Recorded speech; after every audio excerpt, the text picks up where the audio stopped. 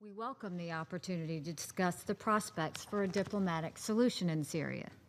But let's not waste time with the disinformation, distractions, and outright lies that the Assad regime and their Russian and Iranian partners constantly use to distort this conversation. Let's talk about the facts on the ground in Syria.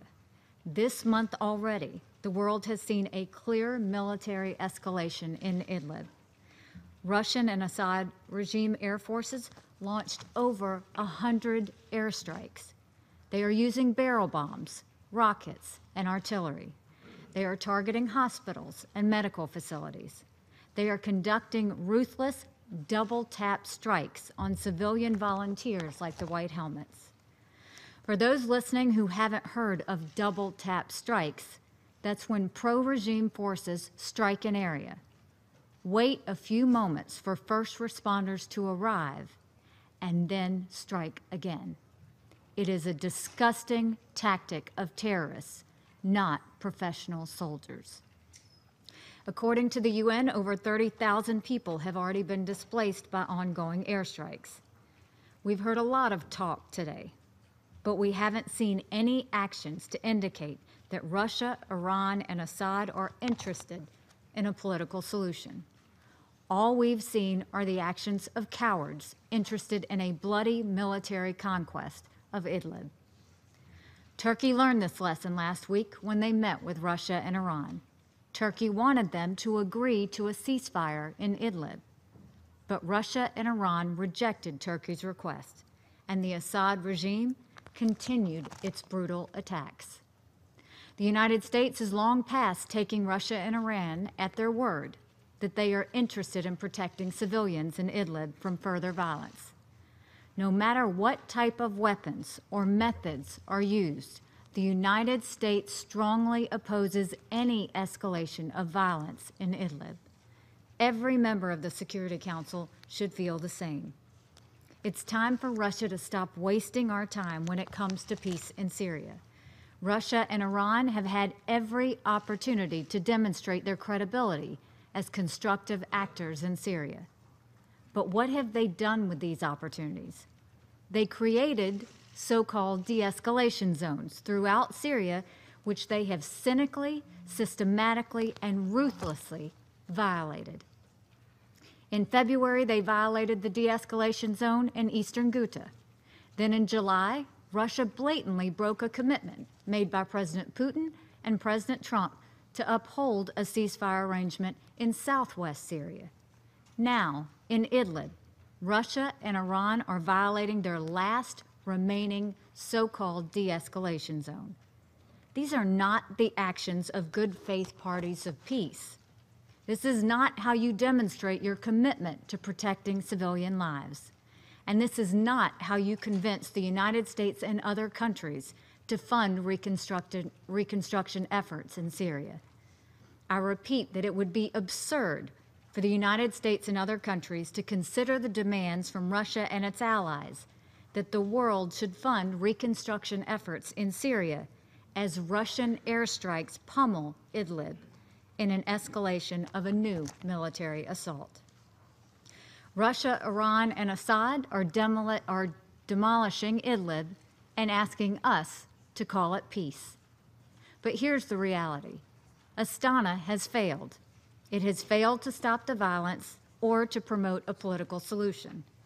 We will know that the Assad regime and its enablers are serious about a political process for peace in Syria, not when they repeat empty promises, but when the violence stops, when the airstrikes and the ground offensive stop, when they allow the UN to deliver life-saving humanitarian aid to civilians and allow civilians the freedom of movement to escape the impending siege.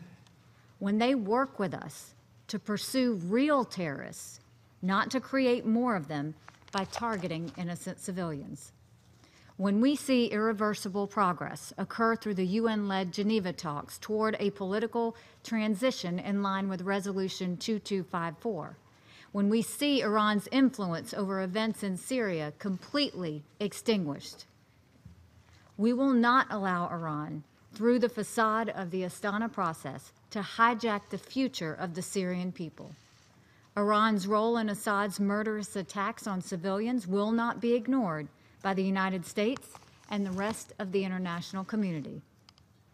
I also want to reiterate what I said last week to the Assad regime and anyone else contemplating the use of chemical weapons in Syria.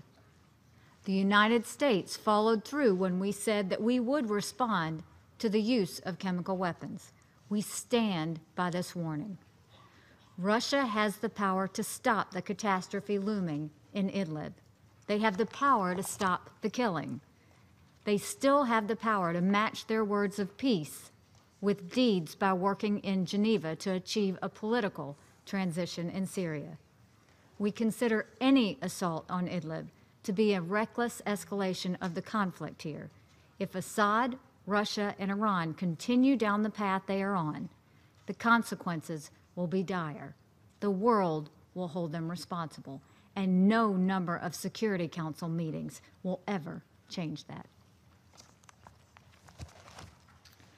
I resume my function as President of the Council.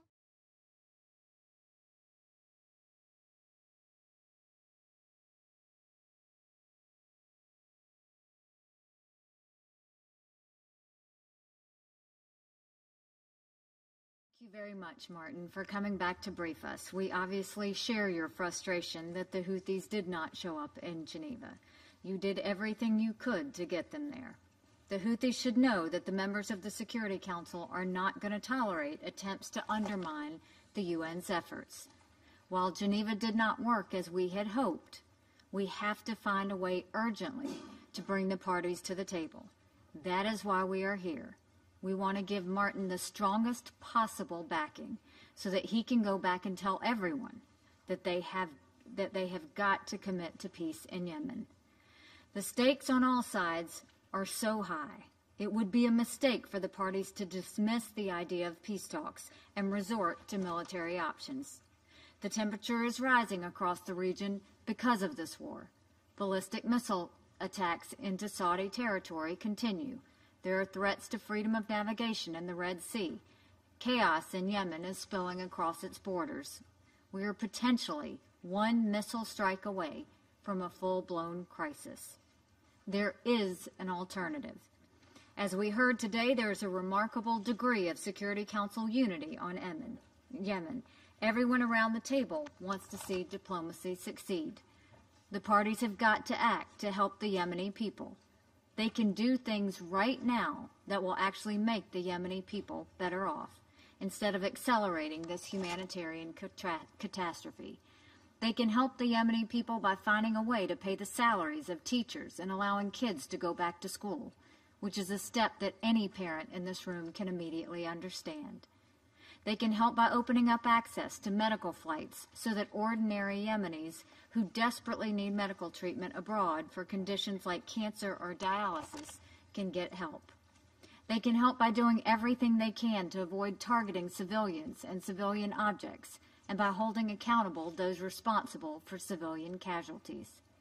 They can help by making sure that humanitarian aid and life-saving commercial goods reach Yemenis who need it through all of the country's ports, including Hodeidah. We know that Martin is working on many of these points as well as others. We urge the parties to make rapid progress on getting these things done before convening for a new round of talks.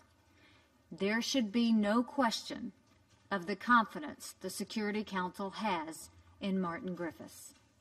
We are losing time and patience. All sides would be wise to work with Martin and reach out to him immediately. Thank you. I resume my function as the President of the Council.